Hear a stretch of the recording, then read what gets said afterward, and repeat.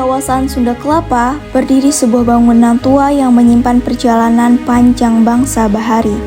Museum Bahari, bekas gudang VOC dari tahun 1652, menjadi saksi bagaimana pelayaran, perdagangan, dan kebudayaan tumbuh di perairan Nusantara. Memasuki museum, setiap ruangan seperti membuka lembaran sejarah.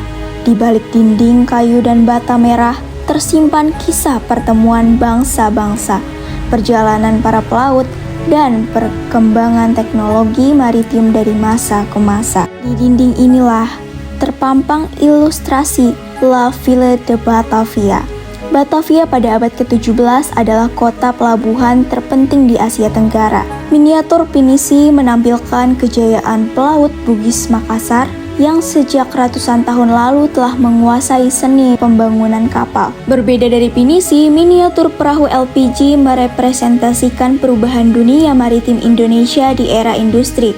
Kapal-kapal ini membawa komoditas energi, menandai masa ketika laut bukan lagi sekedar jalur pelayaran, tetapi juga jaringan distribusi nasional. Seragam pekerja Pertamina dan peralatan pelayaran menunjukkan transformasi maritim dari tradisional menuju modern, di mana keselamatan, logistik, dan teknologi navigasi memegang peran penting. Senja di Sunda Kelapa mengingatkan bahwa sejak awal pelabuhan ini dipenuhi interaksi antar bangsa. Kedatangan pedagang India membawa rempah dan kain. Bersama mereka, ajaran Hindu dan Buddha India masuk ke Nusantara, mempengaruhi kerajaan-kerajaan awal seperti Tarumanegara dan Sriwijaya. Dari arah timur datang pula pedagang Tiongkok dan biksu Fa Hien yang mencatat kehidupan maritim Nusantara dalam perjalanannya. The Book of Chinese Commerce memperlihatkan peran besar Tiongkok dalam perdagangan regional. Meng Ho datang membawa misi diplomatik dan perdagangan. Armada besarnya singgah di Jawa, Sumatera hingga Sulawesi, meninggalkan jejak hubungan damai yang masih dikenang hingga kini. Kedatangan Portugis pada abad ke-16 mengubah wajah Nusantara. Replika The Alvin menunjukkan jenis kapal yang mereka gunakan ketika menelusuri jalur rempah. Panel The Book of Portuguese Inscription lengkap dengan peta dan foto kapal mencatat momen ketika kekuatan Eropa mulai menguasai perdagangan di perairan ini. Gudang rempah ini adalah ruang tempat cengkih, pala, dan lada disimpan sebelum dikirim ke Eropa. Peta persebaran herbal Nusantara menunjukkan bahwa selain rempah, negeri ini kaya akan tanaman obat. Panel ini mengingatkan bahwa lautan Nusantara telah dilewati para navigator besar dunia. Fatahillah dikenal sebagai tokoh yang berhasil merebut Sunda Kelapa dari Portugis pada tahun 1527. Dari kemenangannya inilah lahir nama Jakarta Jayakarta.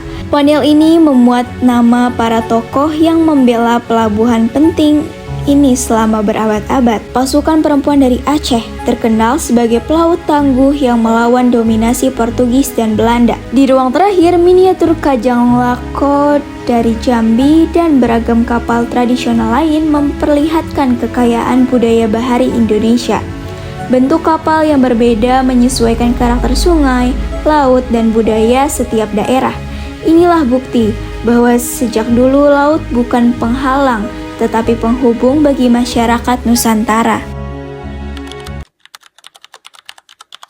Jadi sejarah singkatnya, Bahari itu pernah mengalami beberapa tahapan untuk pembangunannya sendiri. Itu ada 3. Dari tahun 1718, kemudian di 1773, dan yang terakhir 1774. Pada saat tersebut, Bahari itu dulunya bukan sebagai sekarang ini, sebagai museum.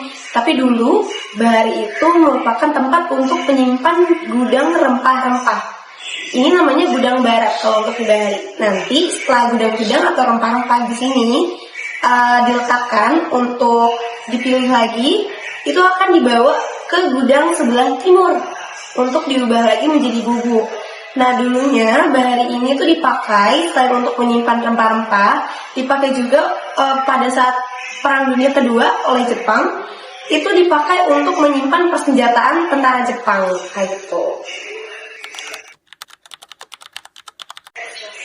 Kalau koleksi best of the best-nya kita itu ada di daerah miniatur kapal itu ada di ruang awal pelayaran. Nah, di ruang awal pelayaran itu isinya tentang kapal-kapal yang asli dari Nusantara. Sebenarnya kita ada juga untuk koleksi kapal-kapal asli yang pernah kita pakai, tapi ruangan itu lagi direnovasi gitu. Dan untuk yang sekarang ini namanya ruangan Sriwijaya. Ini juga best of the bestnya pameran kita, karena ini adalah pameran khusus yang baru dibuat tahun ini gitu. Kalau menurut aku, generasi muda, Gen Z terutama, itu harus tahu sejarah maritim di Indonesia. Karena, apalagi sejarah rempah-rempah ya, karena bahari itu bukan tentang kelautan Indonesia, melainkan sejarah panjang rempah-rempah di Nusantara. Jadi, teman-teman tahu nggak asal-muasal dari penyebaran agama itu mulai dari kelautan. Dari orang-orang luar datang ke Nusantara itu melalui jalur laut. Jadi semua penyebaran itu dari jalur laut semuanya. Museum Bahari bukan hanya tempat penyimpan benda, tetapi ruang yang merekam perjalanan panjang bangsa pelaut. Dari kerajaan-kerajaan kuno, jalur rempah, hingga era modern. Laut selalu menjadi nadi yang menghubungkan Indonesia dengan dunia.